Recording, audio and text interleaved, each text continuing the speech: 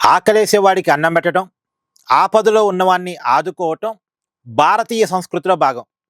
ఆ సంస్కృతి ఎప్పటికీ సజీవంగానే ఉంటది అని మన దేశ రాజధాని ఢిల్లీ సాక్షిగా మరొకసారి నిరూపితమైంది.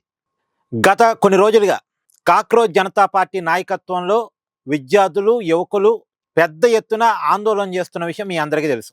ఈ మధ్య వాళ్ళ పార్లమెంటు ముట్టడి చేయాలనుకున్నప్పుడు వాళ్ళ మీద పెద్ద లాఠీ చార్జీ జరగటం, వాళ్ళ బట్టలు చినిగిపోవటం, ఇవన్నీ కూడా మనం వీడియోలో చూసాం. ఇప్పుడు వాళ్ళకి ఢిల్లీలో ఉన్న కొన్ని బట్టల షాపు వాళ్ళు ఫ్రీగా బట్టలు పంచుతున్నారట, ప్రధానంగా ఆడపిల్లలకు. ఎందుకంటే ఆడపిల్లల బట్టలు చినిగిపోతే వాళ్ళు చాలా ఇబ్బందికరమైన సిచ్యువేషన్ ఫేస్ చేయాల్సి వచ్చింది. ఆ సమయానికి వాళ్ళు కొనుక్కోవడానికి డబ్బులు అక్కడ ఉండకపోవచ్చు కాక వాళ్ళ చేతిలో. అప్పుడు ఎవరో ఒకళ్ళు బట్టలు దానం చేయటం అవసరం. అవసరాన్ని ఢిల్లీలో ఉన్న బట్టల షాపుల వాళ్ళు గమనించారు. ఆడపిల్లలకి ఉచితంగా బట్టలు ఇస్తున్నారట. ఆడపిల్లలకే కాదు, మగ పిల్లవాళ్ళు కూడా టీషర్ట్లు ఉచితంగానే పంచుతున్నారట. ఎవరి బట్టలు అయితే చినిగిపోయాయో, ఎవరికైతే అక్కడ ఆందోళన చేస్తూ బట్టలు లేకుండా ఇబ్బంది పడుతున్నారో వాళ్ళకి బట్టలు ఇస్తున్నారట. పైగా చాలా మంది ఢిల్లీలో ఉన్న రెస్టారెంట్స్ వాళ్ళు ఇక్కడ ఆందోళన చేస్తున్న విద్యార్థులకు, యువకులకు ఫుడ్ పంపిస్తున్నారట.